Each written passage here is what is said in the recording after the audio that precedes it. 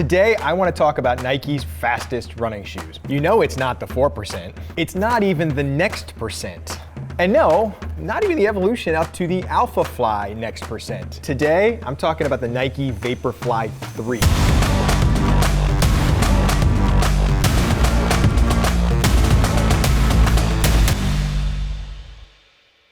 This is the latest iteration of what's basically the fastest Nike racing shoe. Now, if you look at the front of a race, of a marathon, you're gonna see the Vaporfly next percent on the feet of everybody. Maybe except Eliud Kipchoge, who loves the Alphafly still. I was on the course at the New York City Marathon looking at the top 10 finishers' shoes, and actually a lot more beyond that, and I never saw this shoe. That was in November. I already had this shoe in October. I'd already been running in it, which was interesting case that it was so in rare supply and they were keeping it under wraps so much that we're really truly giving you a first look now. We know the Vaporfly is built to be soft, to have a lot of energy return, and to be fast. But the one thing that Nike keyed in on every element of this shoe is making it as light as possible. And they actually say this is the lightest Vaporfly out there yet. And well, that's not what I found, but it's close. This is still a lightweight shoe. Now this is in my size 12. We don't have a size 9 of this shoe yet to be able to run it through our lab testing and things. So I'm talking first impressions here of what I felt running in this shoe. Now, keeping it lightweight starts with the foam. You can see the geometries here, really. The beveled heel doesn't have quite the same point that they used to have off that. You've got a cutout here in the side of the shoe. You have a cutout underneath the foot, which incidentally I noticed does not trap any rocks, which was cool. But all of those things are really just to contribute to weight loss, to keep it as low as possible. You don't roll out here on your foot. You don't need any stability there, so why have that extra foam? One of the things they did do, however, is they added a little extra foam under the forefoot in particular. Now, it's not much, but what they did is just eliminated a little bit of rubber, made the rubber a little bit thinner, and you can see there's actually cutouts in the rubber compared to earlier versions of the shoe. You can see that big slab of rubber was actually a little bit thicker, and it was more durable, but this shoe isn't a super durable shoe anyway, so you don't need that much rubber. Now, it is still the same ZoomX foam that we've come to love in the Vaporfly. It's still highly compressive, really pretty soft but snappy, and it delivers a lot of energy return. I love that feeling underneath the foot. Looking at this rubber again, this is kind of that waffle construction that we've seen in some other shoes. It's super thin, cut out, like I said. It has a little bit of nubs, which is a different take than what we saw in the earlier versions. It has a little bit of extra grip. Nike says no durability claims. I've put 60 miles on this shoe already, and I'm seeing really no wear at all anywhere in there, which is really kind of nice. It does have good traction because of those little traction nubs, but it's lightweight. And the interesting part about this, if we look at the other one compared to it, there's actually a little bit wider coverage, especially as you get up into the forefoot here. Does that impact stability a little bit as you get up into toe off? I think it felt like a more stable shoe, just simply because of that shaping of that forefoot as I'm going through. And the shape of the shoe in general just kind of gave me a little bit more of a secure feeling, especially when I'm rounding corners. Now, it's still got a tall sole, so you're not gonna feel as stable as maybe in some other shoes. And this foam is still pretty squishy, so that you're gonna deal with that. It's gonna move underneath you.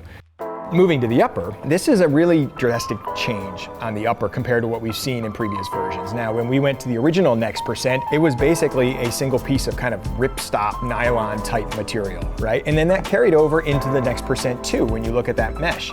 Now, when you look at this new one, you can actually see huge amounts of breathability there. I was testing these in the wintertime and my toes were getting cold because it's just, you can see your socks through there. There's nothing to stop the wind. But then it is a little bit more structure around the outside. It's really, really highly engineered compared to anything that was done in this shoe previously. You still have the offset lacing, which is meant to relieve pressure. Now I have to talk about that pressure. In my testing of the shoe, I was racing a marathon in it. I actually went under 3 hours for the third decade of my life in this shoe, and I was really on the fence about whether or not I ran in the next percent 2 or the next percent 1 because I knew that I really liked those shoes, or do I go for it in this shoe? And I said, I gotta try the newest shoe. I laced the shoe up pretty snug, like I usually like, and late in the race, my top of my foot was screaming, and that's just simply because this material does not budge. But know that, this thing is gonna lock you in and hold you right over that platform of foam really well. So that's what's new with this shoe, but let's talk about what hasn't changed. It's the key thing that's inside this that makes the shoe special. It's the carbon fiber plate, the Flyplate as Nike calls it. It still remains the same. It's got the spoon scooped shape, the curvature underneath the foot that gives you that snappy feeling. It makes the shoe really stiff. And I am one of those runners that really loves that stiff, snappy feeling. I really loved the original Next Percent.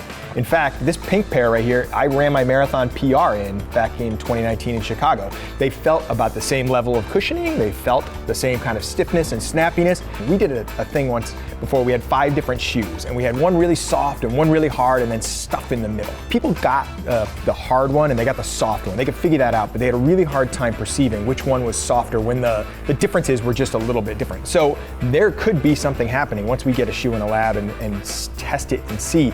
It could be considerably softer, but from my perception, I had the same confidence that I was going to get a familiar performance and feeling out of this shoe that I was getting out of the earlier versions. So that gave me the confidence to take this shoe, lace it up, and let it rip.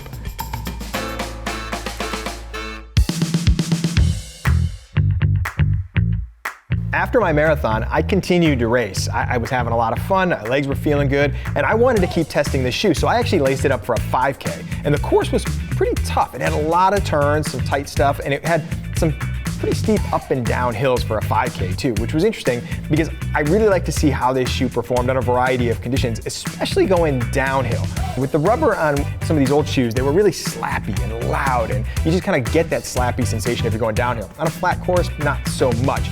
But because there was less rubber under the forefoot and just a little bit thinner bit there, it just made the shoe a little bit more compliant when it hit the road, just made it a little bit quieter and just made it feel smoother as I was going down the hill too. There are other little things that I just like about this shoe. Now this design is probably one we're not gonna see. We've seen some leaks of one with like a red slash through the middle and what is kind of like a design or nod back to Nike Miler shoes. So there may be flashier versions. I kind of like this because it allowed me to go sort of incognito while I was testing. You really had to look at my feet and notice that something was different. And when the shoe was in motion, you really weren't gonna see a whole lot what was happening here. But there are these cool little things that I kind of like. One is, it's so cheeky of them right here in the inside of the shoe to say the original super shoe. They're taking a dig at everybody. Everybody has a super shoe, but this is still coming out on top. It's still the one I'm reaching for, and I have access to every one of the super shoes.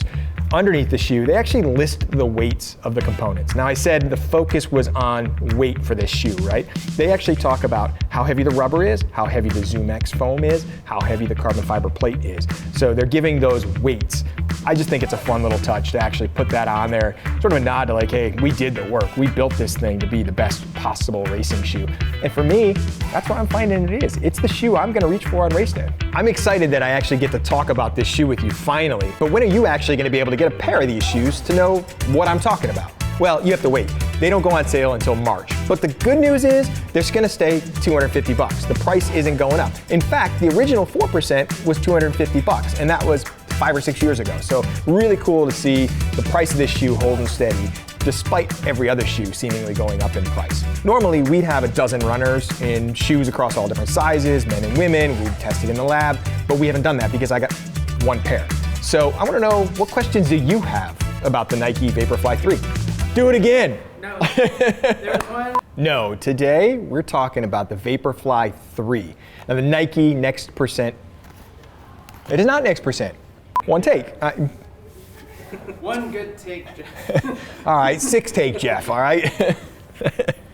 One good.